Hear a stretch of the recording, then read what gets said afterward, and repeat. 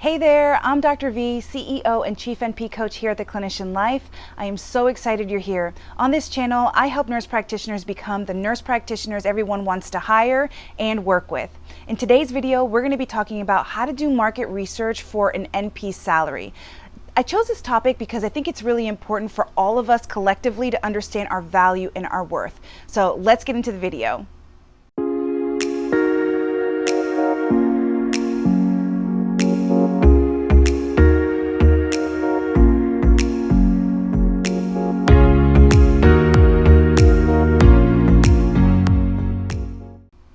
First, I want to talk about why it's important to understand your value and worth. I really think it's important for us to really understand the why behind doing this kind of research. Take time before you go into your negotiations or even before you go into your interviews to understand the role that they're asking you to fill. And this is important because this salary can really range depending on what they're asking you to do as the nurse practitioner. So, for example, if you are a new graduate and you're going to be working in a outpatient strictly type setting and you're only going to be seeing patients outpatient, you're only going to be working Monday through Friday, no call, no weekend, no holidays, all of that is not going to really be able to lift up the value of your salary, right? In contrast, if you are applying or interviewing for a position where you will be doing call, weekends, maybe you have some demanding hours, and maybe you have to do bonus shifts or extra shifts, then you will expect that salary to be much more higher because it takes much more time from you, and then also it might be more of a technical skills that they're looking for, like neurosurgery nurse practitioners obviously would make much more salary than a outpatient, maybe primary care.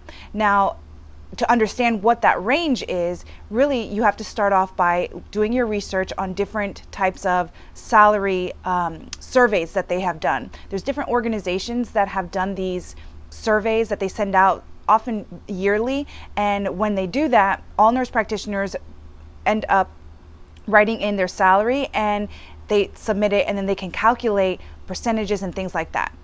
Sometimes the salary range can really be right in the job ad, like maybe you're looking on Indeed and it'll have like a certain range, and then you can get an idea of what they're paying. They might say something like, you know, 60,000 or 70,000, and that might be less than what you're making as a nurse. If that's the case, I wouldn't even apply to that. They're obviously not valuing the nurse practitioner and they're not making the job very enticing. So let's move on to, if they don't actually have that information right into the job ad, how do you figure out what they're going to be paying? So number one is the American Association of Nurse Practitioners, or AANP, puts out a yearly salary sample survey. And what that is basically they have compiled everybody's responses to their salary and their setting of where they work, and really given this report that can give you an idea of what salary ranges are for specific settings. They also give you NP demographics, NP patient volumes. They give you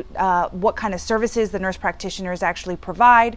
I think it's a really great survey and a great report to really get a good understanding of the overall landscape of the nurse practitioner in this country, but it's not going to give you all of the details that I think other resources will. So let's talk about the second resource. This is probably my most favorite resource, and this is salary.com. And what salary.com has done is they have broken it down for salary onto the specific city that you live in and the specific specialty of the job. So for example, if you're a cardiology nurse practitioner with experience, you're going to see the median salary for a cardiology nurse practitioner. You're going to see the low and the high that they've displayed. You're also going to see some insight into the job responsibilities of the cardiac nurse practitioner. So for example, if you are a brand new grad and you are looking to see what, maybe you got an interview for a cardiology nurse practitioner position, then you can go in there and really understand what that salary entails, right? It'll give you some insight onto maybe there's rounding, maybe there is the types of patients that you'll be seeing and things like that. One thing I will say is that be careful when you're clicking around, because when I was looking up some salaries, they have tons of ads on that page. So just be sure that wherever you click, it's not an ad, because it kind of looks all similar. So just word to the wise, because I ended up clicking around and getting off on a whole different page. So just be careful. Now, let's move on to the U.S. Bureau of Labor Statistics. This resource really breaks down the salary by region, and it actually gives you an NP outlook, right? What does the outlook for the nurse practitioner look like in 5 to 10 years? So I like that because it can really give you an idea of how nurse practitioners are growing and what the demand is for nurse practitioners. I'm going to be linking all of these links down below just so that you can get an idea of those resources and you can research those on your own, specific to your own city and region. Now, once you've done your market research, I really think it's important for you to have a low and a high of what you are looking for out of a job, right? So you have to have an idea of what is the minimum amount that you are able to accept, what is going to get your bills paid, right? What's your take home, so that you can really understand going in what is your bottom line, right? Like I cannot take an offer less than this certain amount. Next, I want you to think about what the job entails, right? Like I said before, are you having to take call? Are you having to go into the hospital and round? Are you having to go to different hospitals throughout the week or even throughout the day? All of those are going to be important because that also gets calculated into your salary. Now, that can be calculated into your salary either as a bonus or included in your compensation. So make sure that you understand what that looks like and if you're going to get paid extra for that each time, or is that already kind of bundled into that.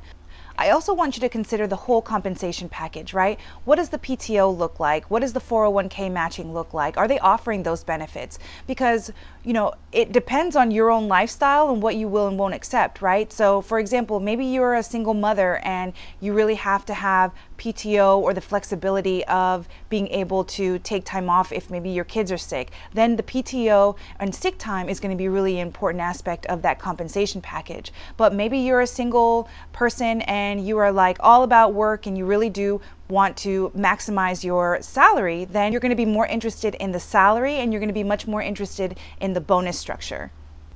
After you consider all those things, think about, all right, what is my ideal salary? What would I love to be making? What would be a really exciting offer? Once you have that, I think that you can then have your range, right? This is the minimum I have and this is what I want. So once they give you that offer, you're going to be able to really understand how much you want to budge. I always recommend that you really do negotiate every single offer. Always ask for something different or something more so that you're able to really get the most out of your compensation package.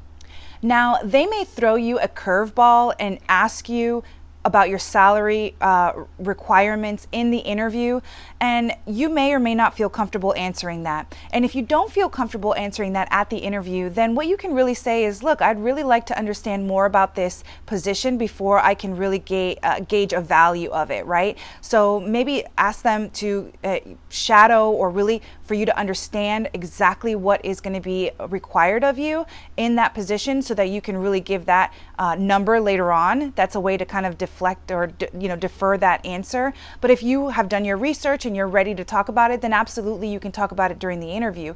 However, I wouldn't begin that conversation in an interview. I would obviously wait for them to discuss that with me first, and then don't negotiate an offer you don't have yet, right? So don't even talk about CME, paid time off, or 401k or any of that, because the way that I feel is that you really want to get an understanding of what the job looks like, and I wouldn't waste any time talking about the other stuff that can be negotiated, right? So always spend your time in an interview talking about the role, what their expectations are, what it looks like for you, and how you will work together to get their goals met. So anything that is as far as compensation or CME or any of those benefits, you definitely want to wait until you have an offer and then really understand what that compensation package is going to look like so that you can negotiate it. Now, if you still have questions about how the job really is, then always ask to shadow. That is always my best recommendation for any nurse practitioner that is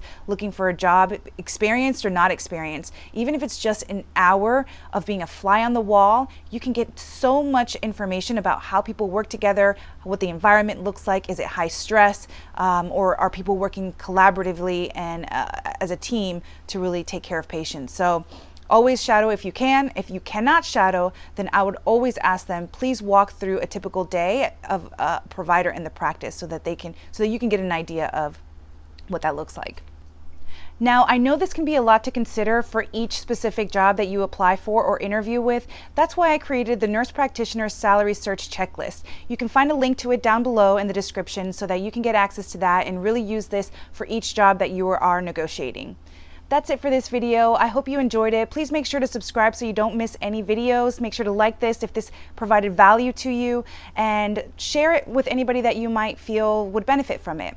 All right, guys, I'll see you in my next video.